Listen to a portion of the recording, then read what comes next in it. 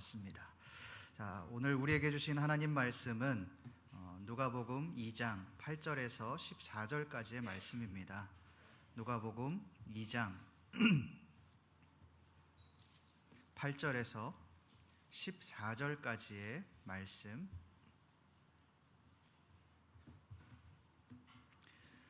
저와 여러분들이 한 절씩 교독하시겠습니다.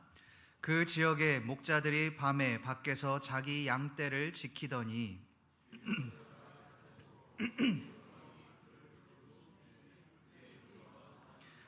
천사들이 이르되 무서워하지 말라. 보라, 내가 온 백성에게 미칠 큰 기쁨의 좋은 소식을 너희에게 전하노라.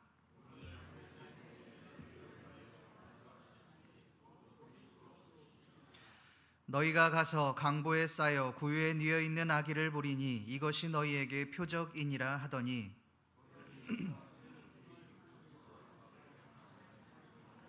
함께 읽습니다. 지극히 높은 곳에서는 하나님께 영광이요 하나님이 기뻐하신 사람들 중에 평화로다 하니라. 아멘. 여러분, 이 크리스마스 하면, 이 성탄절 하면 무엇이, 어떤 기억이 떠오르십니까? 저는 이 어릴 적 크리스마스 하면 떠오르는 그런 장면이 하나 있습니다. 아마도 제가 이 초등학교 저학년쯤이었던 것 같은데요. 그때는 리어카에 테이프들을 모아서 팔았었습니다. 그 리어카에서 캐롤 테이프를 크리스마스 근처만 되면 엄청나게 틀어댔던 그런 기억이 있습니다.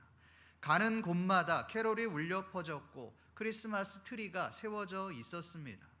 저작권 때문에 지금은 캐롤을 틀지는 못하지만 여전히 크리스마스가 되면 곳곳에 성탄 트리가 세워져 있고 또 축제가 펼쳐지는 것들을 우리가 보게 됩니다. 제가 예전에 인도네시아에서 살았던 적이 있는데 그 더운 땅, 눈을 볼 수 없는 그곳에서도 크리스마스가 되면 큰 몰마다 엄청나게 큰 성탄 트리를 장식해 놓고 기분을 냈었던 그런 기억이 있습니다. 여러분, 우리는 크리스마스 하면 축제를 떠올립니다. 함께 모여서 파티를 즐기고 또 함께 즐기는 그런 기분을 내는 날이 크리스마스가 되었습니다. 그런데 여러분, 지금 말고, 우리가 살고 있는 이 시대 말고 예수님이 이 땅에 오셨을 그 당시에는 이 성탄절이 어떠했을까요? 지금처럼 모든 사람들이 즐기는 그런 축제였을까요? 온 땅의 백성들이 예수님이 오심을 기뻐하고 또 함께 즐거워하는 그런 모든 백성들의 축제였을까요? 오늘 말씀은 예수님이 이 땅에 태어나셨을 때의 그 상황들에 대해서 말씀하고 있습니다. 여러분, 예수님이 태어나셨을 그때가 언제인지 한번 보십시오. 누가복음 2장 1절 말씀을 함께 읽어보겠습니다. 시작. 그때 가이사 아구스도가 영을 내려 천하에 다 호적하라 하였으니. 말씀은 예수님이 태어났을 그 당시가 가이사 아구스도 때라라고 그렇게 말을 합니다. 이 아구스도는 우리가 잘 알고 있는 아우구스투스입니다. 이 아우구스투스는 로마 최초의 황제입니다. 아우구스투스가 황제가 된 이후에 약 200여 년간 로마는 그 누구도 건드릴 수 없는 아주 강력한 대제국이 되었습니다. 우리가 잘 알고 있는 팍스 로마나 모든 길은 로마로 통한다라는 그 말은 바로 아우구스투스로부터 시작이 되었습니다. 그만큼 로마에서 막강한 권력, 아니 전 세계적으로 막강한 권력을 가지고 있었던 사람이 바로 아우구스투스입니다. 여러분, 1절 말씀에도 한번 보십시오.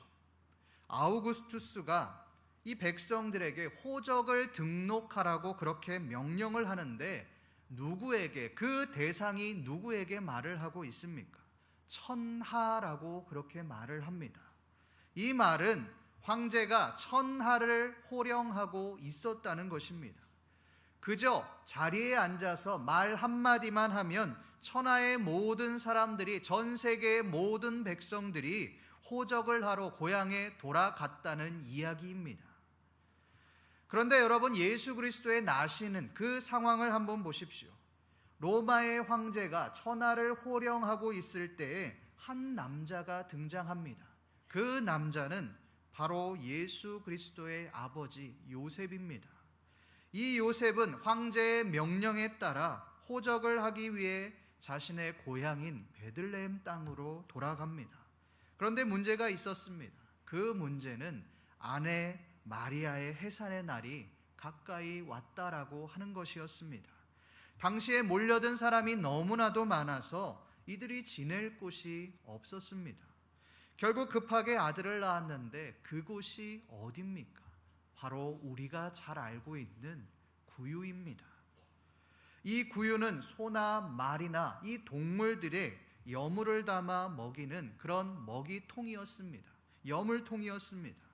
그 더러운 말 구유에서, 말의 침이 왔다 갔다 하는 그 더러운 구유에서 예수님이 태어나셨습니다. 여러분, 이것이 바로 예수 그리스도의 탄생의 일입니다. 그 당시에 일어난 일들입니다. 당시 예수님의 탄생 소식을 들었던 많은 유대인들은 이렇게 생각했을 겁니다. 아니, 어떻게 하나님의 아들 예수 그리스도가, 메시아가 저렇게 초라하게 태어날 수 있는가? 적어도 하나님의 아들이라면 하나님이 주신 위엄을 가지고 구름을 타고 오던지, 아니면 하나님의 아들다운 뭔가 놀라운 기적과 위엄을 보여줘야지 어떻게 우리보다 못한 더러운 곳에서 태어날 수 있는가? 그러니 예수는 메시아가 아니야. 많은 사람들이, 많은 유대인들이 이 예수님의 모습을 보며 조롱했을 겁니다. 실제로 마태복음 27장에 보면 예수님이 십자가에 못 박기 전 그 유대인들이 예수님의 머리에 가시관을 씌우며 이렇게 말을 합니다. 유대인의 왕이여 평안할지어다. 예수님을 십자가에 못 박고 또 그 머리 위에 유대인의 왕 예수라는 그 죄패를 붙여 놓습니다. 여기에서 예수님을 향하여 유대인의 왕이라고 하는 말은 진짜 왕이라는 표현이 아니라 조롱의 표현입니다. 어떻게 하나님의 아들 예수 그리스도가, 하나님의 아들 메시아가 저렇게 비참하게 고난을 당하고 비참하게 십자가에 못 박혀 죽을 수 있는가? 그렇게 말을 하고 있는 것입니다. 진짜 유대인의 왕이면 한번, 메시아면 한번 보여봐, 다시 살아나 봐라고 조롱하고 있는 것입니다. 여러분, 예수님의 나심도 마찬가지입니다. 이 황제는 절대 권력을 가지고 있었던 사람입니다. 주전 9세기에 발견된 달력의 비문을 보면 아우구스투스를 구원자요, 신이라고 그렇게 묘사했습니다. 당시 이 아우구스투스를 그냥 황제 정도로 본 것이 아니라 하나님으로 보았다는 것입니다. 그런 하나님과도 같은 황제 앞에 진짜 하나님의 아들 예수 그리스도는 비참한 모습으로 이 땅에 오셨습니다. 누구도 가까이 하지 않는 그 더러운 말 구유에서 태어나셨습니다. 여러분, 예수님의 탄생이 말하고자 하는 바가 무엇일까요? 예수님은 하나님의 아들이 가진 그 강력한 힘과 권세를 가지고 황제처럼 군림하기 위해 이 땅에 오신 것이 아니라는 것입니다. 우리는 예수님 하면 유대인들과 마찬가지로 하나님의 아들에 대한 그런 이미지를 떠올립니다. 강력한 힘을 가지고 그 권세를 가지고 온 천하를 다스리는 그 하나님의 아들 메시아를 떠올립니다. 그러나 예수 그리스도는 우리의 기대와는 달리 누구보다 비천한 모습으로 이 땅에 오셨습니다. 이것이 당시 유대인들에게는 굉장한 실망이 되었습니다. 왜요? 예수 그리스도가, 메시아가, 하나님의 아들이 자신들의 생각한 그런 모습의 메시아가 아니었기 때문에 그렇습니다. 실제로 이 유대인들에게는 메시아 대망 사상이라는 것이 있었습니다. 이 메시아 대망 사상은 메시아가 이 땅에 내려오기만 하면, 하나님의 아들이 이 땅에 태어나기만 하면 이제 하나님의 백성인 우리들은 메시아가 가진 강력한 힘으로 로마의 압제로부터 해방시켜 주실 것이다. 하나님의 아들 메시아가 로마 황제를 이길 것이다 라고 하는 그런 소망하는 사상이 있었습니다. 이것이 바로 유대인들의 메시아관이었습니다. 그러니 예수님이 예루살렘에 입성하실 때에 수많은 유대인들이, 수많은 이스라엘 백성들이 종려나무 가지를 들고 예수님의 입성을 환영했던 겁니다. 예수님을 향해 환호하고 열광했던 것입니다. 종려나무 가지를 흔들며 호산나 다윗의 자손이여 찬송하리로다. 이제 우리는 로마의 압제로부터 해방됩니다. 이제 예수님이 오셨으니 우리는 하나님의 백성으로 살아갈 수 있습니다 라고 하는 그 열광의 표현이 그들에게는 있었습니다. 그러나 막상 예수님을 보니 힘이 없어 보이는 겁니다. 당시 사람들의 무시를 받던 세리와 죄인들과 예수님이 친구가 되어 주셨습니다. 그것을 보고 메시아를 열광하던 그 열광은 분노로 바뀌게 되었습니다. 그 분노는 결국 예수 그리스도 하나님의 아들을 십자가에 못 박는 데까지 이르게 되었습니다. 성도 여러분, 우리에게 예수 그리스도는 어떤 분이십니까? 이스라엘 백성들과 같이 내가 예수를 잘 믿으면 예수님은 항상 나와 함께 계시고 나의 편이 되어 주셔서 나의 모든 문제를 해결해 주실 것이다, 이렇게 생각하고 계시지는 않으십니까? 예수를 믿는 이유가, 우리가 신앙생활을 하는 이유가 하나님 때문이 아니라 예수 그리스도 때문이 아니라 그 하나님이 가진 능력에 있지 않느냐는 것입니다. 만약 우리가 예수 그리스도가 아니라 그 능력에 초점이 있다면 우리 또한 예수 그리스도를 십자가에 못 박고 있는 것입니다. 예수님은 우리가 열광하는 그런 메시아가 아닙니다. 우리의 문제를 다 해결해 주는 그런 도깨비 방망이 같은 분도 아닙니다. 오히려 낮고 천한 모습으로 이 땅에 내려오신 분이십니다. 그렇게 내려오신 나약한 분이십니다. 그러나 그 나약함을 통해 온 인류를 구원하셨습니다. 이 예수 그리스도를 기억하며 예수 그리스도의 능력이 아니라 예수님 그 자체를 사랑하며 나아가시는 저와 여러분들 되시기를 간절히 소망합니다. 두 번째, 예수님의 태어나심을 가장 먼저 목격한 사람들이 있습니다. 그 사람들은 바로 목자들입니다. 우리 오늘 말씀 8절 말씀을 함께 읽어보겠습니다. 시작. 그 지역의 목자들이 밤에 밖에서 자기 양떼를 지키더니. 우리는 흔히 예수님의 탄생 사건을 떠올리면 가장 먼저 동방 박사들을 떠올립니다. 동방으로부터 황금과 유향과 몰약을 가지고 예수님께 나와 경배했던 그 동방 박사들을 떠올립니다. 그러나 여러분, 가장 먼저 예수님의 태어나신 소식을 목격한 사람은 동방 박사들이 아닙니다. 목자들을 이었습니다. 당시 목자는 가난하고 천한 직업으로 그렇게 간주되었습니다. 바벨론 이 탈무드에 의하면 초기 랍비들은 목자들이 다른 사람들의 땅에서 자기의 양떼를 먹이는 일들이 빈번했기 때문에 판사나 증인으로서 자격이 없는 죄인의 목록으로 추가를 했습니다. 소위 그들을 도둑으로 보았다는 것입니다. 여러분, 우리가 생각해 보면 세리와 비슷합니다. 이스라엘 백성들이 세리를 도둑놈으로 보았던 것처럼 자신들의 돈을 착취하여 로마에 바치는 매국노로 보았던 것처럼 목자 또한 그렇게 여겼습니다. 세리와 같이 도둑으로 취급받았던 그 사람들, 무시와 천대와 괄시를 받았던 사람들이 바로 목자들이었습니다. 소위 그들은 죄인으로 인식이 되었습니다. 그런데 왜 하나님은 예수님이 이 땅에 오신 그 엄청난 소식을 죄인인 목자들에게 먼저 나타내셨을까요? 우리 마태복음 9장 13절 말씀을 함께 읽어보겠습니다. 시작. 너희는 가서 내가 국류를 원하고 제사를 원하지 아니하노라 하는 신 뜻이 무엇인지 배우라. 나는 의인을 부르러 온 것이 아니요 죄인을 부르러 왔노라 하시니라. 예수님은 이 마태복음 9장 13절 말씀에서 의인을 부르러 이 땅에 오신 것이 아니라 죄인을 부르러 왔다, 그렇게 말씀하십니다.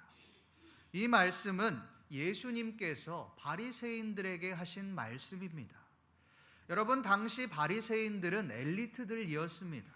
율법학자로서 하나님의 말씀을 연구하는 자로서 유대인들의 존경을 받았던 사람들이 바로 바리새인들입니다. 그들이 존경을 받았던 이유가 무엇입니까? 그들의 거룩한 행실 때문이었습니다. 금식을 밥 먹듯이 하고 하루에 3번 꼬박꼬박 하나님 앞에 기도를 했습니다. 11조도 빠지지 않고 그렇게 감당했습니다. 누가 봐도 거룩할 만한 행동들을 했습니다. 그런 사람들이 바로 바리새인들입니다. 그러니 존경을 받을 수밖에 없죠. 그런데 문제가 한 가지 있었습니다. 그 문제는 자신이 행했던 그 거룩한 행실을 자기의 의로 여겼다라고 하는 것이었습니다. 나는 이렇게 거룩한 행동들을 하니, 나는 이렇게 신실한 삶을 사니 나는 의인이야. 나는 너와는 달라. 나는 너희와는 달라. 이런 의식을 가지고 있었습니다. 그 관점으로 예수님을 보니 예수님이 더러워 보이는 겁니다. 세리와 죄인들과 함께 식사하는 모습을 보며 예수님 앞에 실망이 되는 겁니다. 이것을 보고 그들은 제자들에게 이렇게 말을 합니다.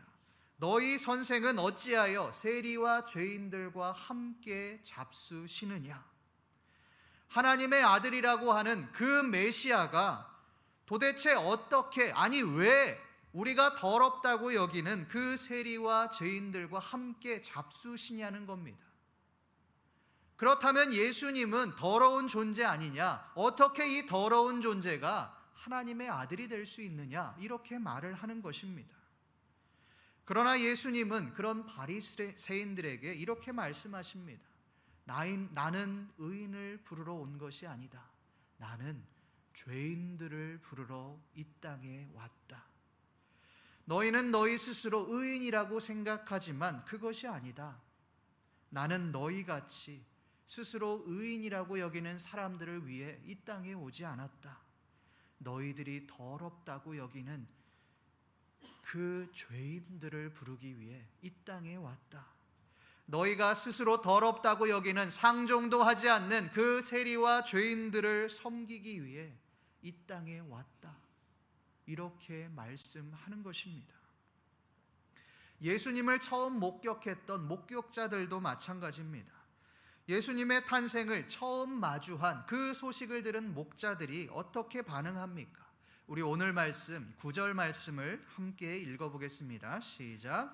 주의 사자가 곁에 서고 주의 영광이 그들을 두루 비침에 크게 무서워하는지라. 예수님의 탄생을 알리는 그 천사들을 마주했을 때 목자들은 크게 두려워했다라고 그렇게 말을 합니다. 여러분, 목자들이 왜 두려워했을까요? 목자들에게는 이런 일이 일어날 수 없기 때문에 그렇습니다. 어떻게 죄인들에게 하나님의 아들 메시아가 일어날 수 있겠습니까? 불가능한 일입니다. 사람들로부터 무시받는, 천대받는, 누구도 거들떠보지 않는 그 비천한 목자들에게 어떻게 하나님의 아들 메시아가 감히 나타날 수 있습니까? 예수 그리스도가 이 땅에 오셨다면 그 소식은 로마의 황제나 당시 지역의 왕이었던 헤롯에게 가장 먼저 전해져야 했을 것입니다. 그러나 하나님은 로마의 황제에게 그 소식을 먼저 알리지 않으셨습니다. 헤롯 왕에게 그 소식을 나타내지 않으셨습니다.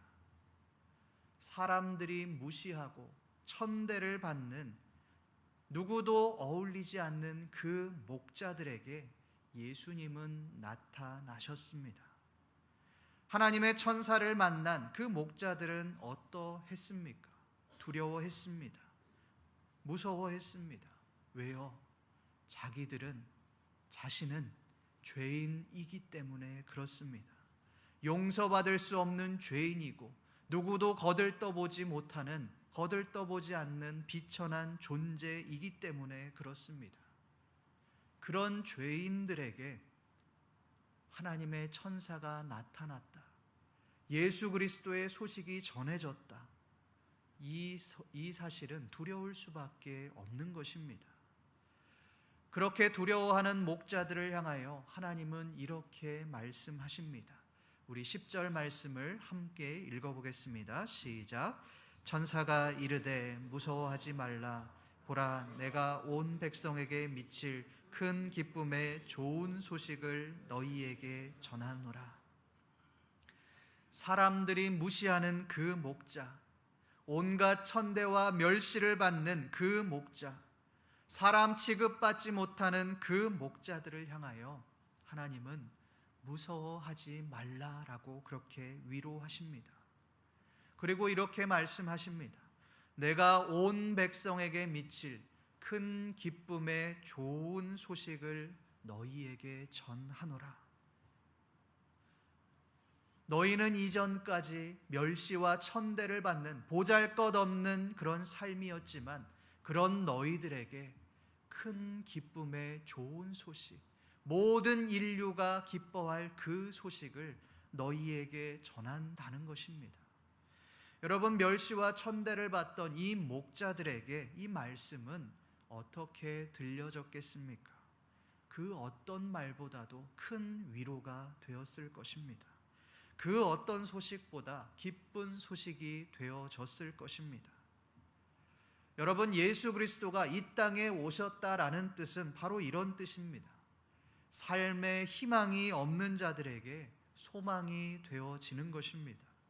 삶의 밑바닥에서 아무런 소망이 없는 모든 사람들의 멸시와 천대를 받는 그 사람들에게 희망이 되어지는 것입니다. 예수님은 힘이 있는 자들, 권세자들을 위해 이 땅에 오지 않으셨습니다. 연약한 자들, 소망이 없는 자들, 삶의 나락에 빠져 아무것도 하지 못하는, 빛을 보지 못하는 그들을 위해 이 땅에 내려오셨습니다. 제2차 세계대전 중에 독일의 나치군이 유대인의 대학살을 진행했던 그 아우슈비츠 강제 수용소라는 곳이 있습니다. 이곳에서 나치군은 약 400만 명의 사람들을 학살했습니다. 총살과 독가스, 고문, 질병 등으로 셀 수 없이 수많은 사람들이 죽어간 곳이 바로 아우슈비츠 수용소입니다. 그곳의 벽에는 수많은 사람들이 죽어가면서 쓴 글들이 남아 있다고 합니다. 그들이 남긴 글 중에는 이런 글이 있습니다. 우리는 메시아가 오실 것을 믿고 있다. 단지 그의 도착이 조금 늦어지고 있을 뿐이다. 여러분, 이 아우슈비츠 수용소에 있던 유대인들은 무슨 소망이 있습니까? 삶에 아무런 희망이 없습니다. 이제 죽을 날만 기다리고 있는 그들에게 무슨 희망과 소망이 있겠습니까? 그러나 그들은 죽음 앞에서도 메시아의 오심을 기다렸습니다. 이들이 예수님의 오심을 기다릴 수 있었던 근거는 무엇일까요? 예수님이 낮은 곳으로 임하셨기 때문에 그렇습니다.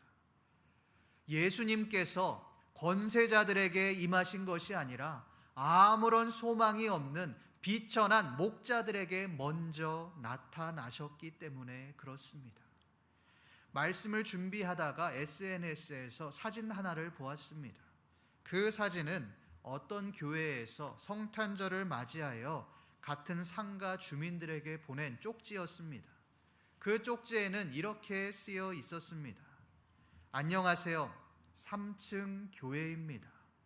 이번 주 일요일은 성탄절 행사가 있어서 다수의 차량이 오는 관계로 불편하시지만 주차장을 비워주시면 감사하겠습니다. 즐거운 연말 보내시고 새해에는 뜻하신 일들 모두 이루십시오. 여러분, 이것이 과연 예수님이 이 땅에 오신 소식을 전하는, 그 기쁜 소식을 전하는 교회의 모습일까요? 성탄절이면 우리 마음대로 다른 사람들의 차를 빼라고 말할 수 있는 겁니까? 이것이 예수님이 낮은 곳으로 임하시는 것을 증명하는 것입니까? 이것은 예수님이 낮은 곳으로 임하셨다라고 하는 것을 부정하는 것입니다. 예수님은 높은 데로 오셨고 권세자들을 위해 오셨다. 예수님은 예수 믿는 우리를 위해서 오셨다라고 하는 것을 말하고 있는 것입니다. 여러분, 헤롯 왕을 한번 보십시오. 이 헤롯 왕은 예수님을 경배하기 위해 유대 땅으로 온 동방 박사들을 향하여 이렇게 말을 합니다. 아기를 찾게 되면 나에게 알려주고 나도 그를 경배할 수 있도록 해달라. 그렇게 부탁을 합니다. 그러나 마태복음 2장 13절에 보면 하나님의 천사가 동방 박사들에게 이렇게 말을 합니다. 헤롯이 아기를 찾아 죽이려 하니 일어나 아기와 그의 어머니를 데리고 애굽으로 피하라. 여러분, 이 헤롯 왕은 겉으로 보여지는 모습은 메시아를 기다리는 모습처럼 보였지만 예수님을 기다리는 목적이 달랐습니다. 그는 예수님을 기다리는 목적이 예수님을 죽이는 데에 있었습니다. 내가 높아지는 데 자신의 삶의 목적이 있었습니다. 그것을 위해서는 메시아를 죽여도 아무런 상관이 없었습니다. 성도 여러분, 우리는 성탄절을 어떻게 보내고 계십니까? 낮은 곳으로 임하는 예수 그리스도를 따르는 삶을 살고 계십니까? 아니면 헤롯과 같이 겉으로는 예수님의 오심을 기뻐하는 것처럼 보이지만 실상은 우리를 높이는 삶을 살아가고 계십니까? 헤롯과 같은 삶을 살아가면 우리가 영광을 받을 수 있겠죠. 높임을 받을 수 있을 것입니다. 그러나 결국 그 삶은 예수 그리스도를 십자가에 못 박는 삶이 되어지는 것입니다. 성도 여러분, 예수님을 닮은 삶을 살고 계십니까? 아니, 그런 삶을 살고 싶으십니까? 그렇다면 낮은 자리로 나아가십시오. 더럽고 냄새나는 그 자리로 나아가십시오.